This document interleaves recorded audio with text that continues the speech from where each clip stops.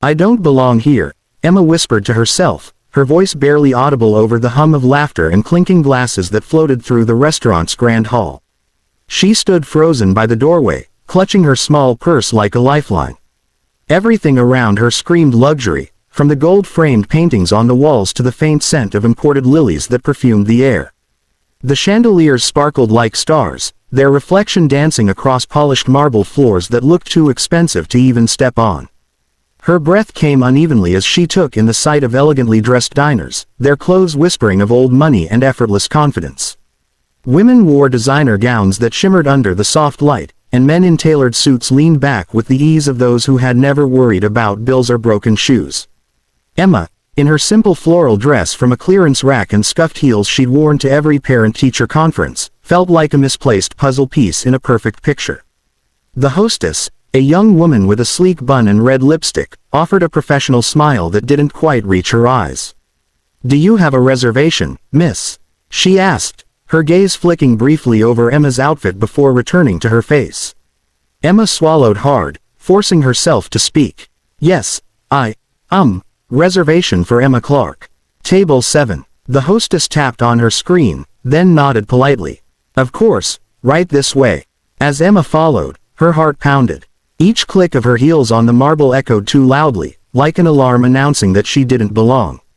She could feel eyes turning toward her, at least, she imagined they were. She wished she could disappear. "What am I doing here?" she thought. Her best friend, Lily, had insisted this blind date would be good for her. "You've worked yourself to the bone, Em. You deserve a little romance," Lily had said, practically pushing her into this. But now, standing in the most elegant restaurant in the city, Emma was certain Lily had been wrong. Her palms were sweaty when the hostess finally stopped and gestured toward a corner table. A man sat there, tall, broad-shouldered, his posture effortless yet commanding. His suit was charcoal gray, perfectly tailored, the kind that whispered wealth. He looked up from his phone, and for a brief second, their eyes met. There was something piercing in his gaze, intelligent, calm, assessing. Emma's heart skipped. She wanted to turn around and run, but her feet wouldn't move. "I don't belong here," she repeated silently, even as the man stood, smiled slightly, and pulled out a chair for her. "You must be Emma," he said, his voice low, confident. "I'm Alexander." The sound of his name sent a strange flutter through her chest, one part fear, one part fascination. And before she could find her voice to respond, she realized there was no turning back now. Emma sat down slowly, still trying to quiet the trembling in her hands as Alexander pushed in her chair with practiced grace. The scent of his cologne, clean, subtle, expensive, brushed past her senses, and she felt even more out of place than before. The table between them gleamed under the soft golden light, set with cutlery so polished she could see her reflection in the silver.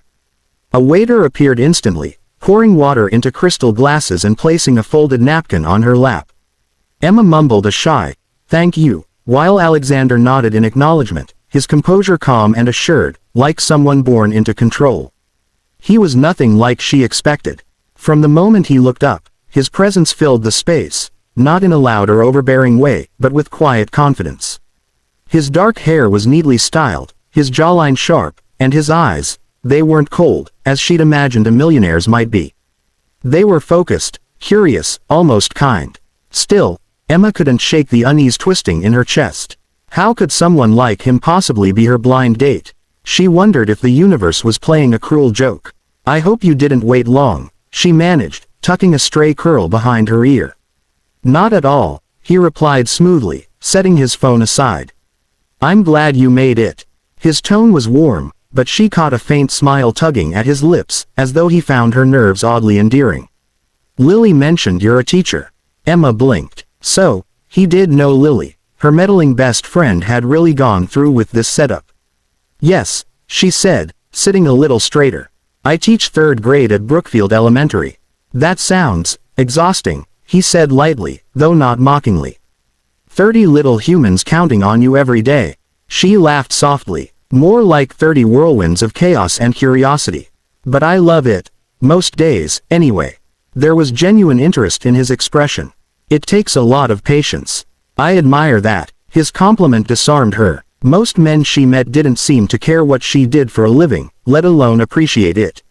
She glanced at the menu, though she couldn't make sense of half the dishes listed. The prices made her throat tighten.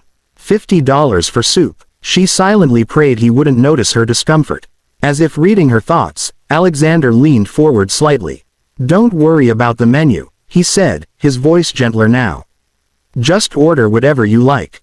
My treat." "I didn't come here for that," she said quickly, her cheeks warming. "I know," he replied, and something in his tone made her look up. "That's why I'm glad you did." For the first time that evening, Emma smiled, small but real. Maybe, just maybe, this wasn't a mistake after all. Dinner unfolded like a slow, enchanting dream that Emma kept waiting to wake up from. The waiter glided back and forth, serving courses so artfully plated that she almost felt guilty eating them. The soft hum of jazz music filled the air, mingling with quiet conversation and the clinking of fine glassware. Across the table, Alexander spoke with a calm authority that drew people in, but he never once made her feel small. He asked her about her students, and she told him about the child who tried to glue pencils together to make a sword, about the little girl who cried every time her favorite book ended, and how every day felt like an adventure in chaos. Alexander listened, really listened. His dark eyes followed every word she said, and when he laughed, it wasn't polite or restrained, it was deep and genuine. "What about you?" she asked, hesitant but curious. "What's it like, running a company?" He leaned back, swirling the wine in his glass, a faint smile curving his lips. "Busy. Demanding. A little lonely sometimes," he admitted. "Everyone sees the success, but not the cost. I've missed birthdays, family dinners, even vacations. It's not as glamorous as it looks." The honesty in his tone caught her off guard. She had imagined him as one of those untouchable men who thrived in glass towers, far removed from the struggles of people like her. But there was something vulnerable in his words, something human. "I guess we're both exhausted for different reasons," she said softly, a smile tugging at her lips. "I'd trade board meetings for story time with your students any day," he replied, his gaze steady on hers. The way he said it made her heart skip. Then, mid-laughter, she reached for her glass of water and knocked it slightly. The glass tipped, spilling droplets across the white tablecloth. Her breath hitched. "Oh no. I'm so sorry," she gasped, grabbing a napkin. But Alexander only chuckled, calmly sliding his own napkin over to help. "It's just water," he said, his tone easy, reassuring. "I've had worse disasters during dinner meetings." His kindness disarmed her again. There was no mockery, no judgment, just simple understanding. The tension in her shoulders slowly melted. For the first time that night, she felt herself relax. She even found herself leaning forward, drawn to the warmth in his voice, the subtle smile that kept finding its way to his lips. By the time dessert arrived, a delicate chocolate soufflé that looked like a work of art, Emma had forgotten where she was. Forgotten that her dress wasn't designer, that her purse was old, that she didn't belong in this glittering place. All she saw was him. This man who made her laugh, who listened like no one else ever had, who somehow made her feel enough. And in that quiet, magical moment between shared laughter and the soft flicker of candlelight, Emma realized she didn't want the evening to end. When dessert arrived, the candlelight between them flickered softly, casting a golden glow over Alexander's face. The waiter placed a delicate chocolate soufflé in front of them, the scent of rich cocoa mingling with the faint perfume of roses drifting from a nearby table. Emma stared at the dessert, almost too beautiful to eat, and then at Alexander, his expression calm, his eyes steady on hers. It struck her again how impossibly out of her depth she felt.